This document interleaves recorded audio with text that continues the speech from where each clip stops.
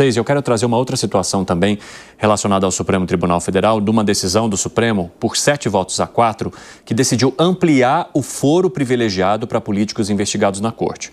A maioria dos ministros votou para fixar que devem continuar a ser conduzidas pelo Supremo as investigações de autoridades, mesmo depois que elas deixam as funções que teriam usado para cometer esses crimes. Atualmente, se um político com foro no STF comete um crime sem relação com o cargo ou mandato, a investigação fica para a primeira instância da Justiça. Agora, se o crime tem relação com o mandato ou com a função que ele ocupava, qualquer que seja o delito, como corrupção, o caso fica no Supremo.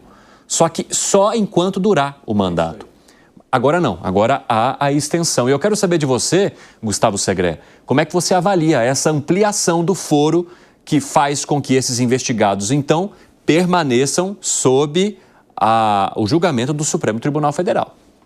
Não entendi essa isonomia, porque quando você mostra essa situação de que, a partir de agora, não importa se você é ou não é deputado, senador, o que quer que seja, eu vou estar de olho em você. Eu sou o STF e vou estar de olho em você. E você termina o mandato, mas eu vou continuar estando de olho em você. Não fica muito claro se isso seria para eventualmente fazer algum tipo de julgamento pelas atividades durante o seu mandato ou posterior ao seu mandato. Aí, sinceramente, estou perdido, porque se o foro privilegiado é durante o mandato e agora está ampliado, então vai ter que colocar mais ministros no STF, não vão tomar conta de tanta coisa. Mas não deixa de ser uma pressão, na minha visão, para dizer para deputados, senadores, aqueles que têm foro privilegiado, dizer, toma cuidado com o que você faz, com o que você fala, porque daqui até a eternidade, eu, o STF, estarei de olho em você. Fala, Zé Maria. Olha, antigamente, eu sempre acompanhei o processo aqui, quando se falava em jurisprudência, quando se falava em decisão do Supremo, era uma coisa longa, porque todos nós precisamos disso, dessa longevidade das leis como segurança jurídica. Me disse uma certa vez um ministro do Supremo Tribunal Federal o seguinte, a gente estava no aniversário de um amigo em comum e ele disse, nós não podemos estar agora aqui sentado nesta mesa comemorando o aniversário de fulana e daqui a 2 anos alguém aprova uma lei e fala assim, comemorar aniversário de fulana é crime. E aí nós incorremos no crime. É um exemplo que ele deu no sentido de que não se pode retroagir. E veja bem, já houve momentos em que o Supremo, o mesmo Supremo, decidiu que quando alguém perdia um mandato, o processo descia. E foi assim com vários. O ex-governador da Paraíba, o pai do Cássio Cunha Lima, deu um tiro no Tarcísio Buriti, na boca de um adversário. E, naturalmente, ele foi eleito ao Senado, e o processo veio para o Supremo. No momento da denúncia, um dia antes, ele renunciou ao mandato de senador. O processo caiu lá para a primeira instância, o que significa que ele morreu, né? E não houve o julgamento. Eduardo Azeredo, no chamado Mensalão Tucano, fez a mesma coisa, renunciou ao mandato aqui de senador e o processo do Mensalão desceu para Minas Gerais e assim por diante. Sempre foi assim. Aí depois houve a modificação de que só enquanto estivesse no mandato. E agora, uma nova mudança, né? Eu me lembro que Joaquim Barbosa, quando julgava o Mensalão, naquele momento houve um questionamento. E o plenário se dividiu, de que alguns não eram mais parlamentares e que por isso o processo deveria descer para a primeira instância. Joaquim literalmente jogou em cima da mesa. E o que eu faço com tudo isso aqui? O relatório dele, né? O que eu faço com tudo isso? Eu vou jogar fora? E aí houve uma votação em plenário e decidiram continuar. Então, o que eu estou fazendo essa avaliação é de que uma jurisprudência, uma decisão não pode ficar tanto tempo assim. E outra coisa, o clima é o seguinte, era bom ter o tal foro privilegiado quando o Supremo não julgava, né? E o Supremo sentava em cima de tudo e não julgava. E às vezes o Congresso não dava autorização. Agora, ter foro privilegiado virou um peso muito grande.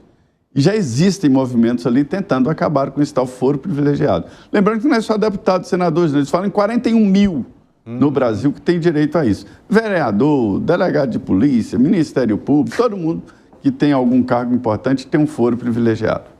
Bom, o pessoal da rádio está de volta, é isso, Dema? O pessoal da rádio está de volta e nós estamos falando sobre a ampliação do foro privilegiado numa decisão por maioria no Supremo Tribunal Federal. Fala, Piper. Não, eu entendo que o Zé foi muito feliz nesses dois exemplos aí do ex-governador e senador Ronaldo Cunha Lima e também do Eduardo Azeredo. Eu me lembro até que na véspera da renúncia do Eduardo Azeredo, eu liguei para o ministro Marco Aurélio Mello, na época eu trabalhava num outro canal, para saber, porque havia assim uma dúvida, né, do que aconteceria se ele renunciasse. E ele foi muito claro, falou, não há dúvida, se ele renuncia o processo desce, vai lá para a primeira instância e acabou. E é óbvio que o receio dele naquele momento, o então deputado federal Eduardo Azeredo, era de receber alguma condenação. E aí o processo desceu, e tudo demorou muito mais. Ele acabou até sendo condenado depois. Mas, a verdade é assim, se o processo, eu entendo que se o processo começou, mesmo que o investigado, o indiciado, ele termine o seu mandato, aí eu entendo que o processo deva continuar. Porque também a gente tem que considerar o seguinte, primeiro, ele envolve custos, envolve tempo da justiça e muitas vezes há manobras protelatórias como desses políticos que nós citamos, que simplesmente renunciaram aos seus mandatos para ir lá para a primeira instância e começar do zero de novo.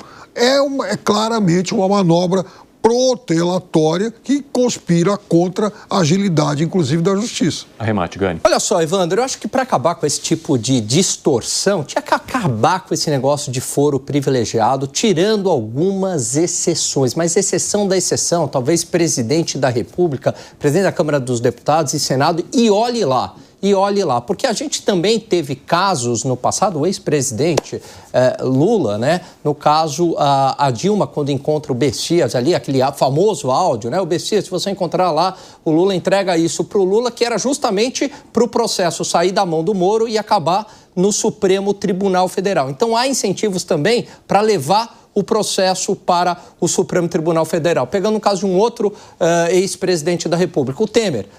Quando ele deixa de ser presidente, a partir desse momento ele vai para a primeira instância e aí tem a sua prisão decretada. Então há exemplos dos dois lados, né? Tem exemplo que você quer ir para o Supremo, tem exemplo que você quer fugir do Supremo. Mas isso mostra uma distorção da regra, porque a regra não foi feita para você utilizá-la para a sua conveniência.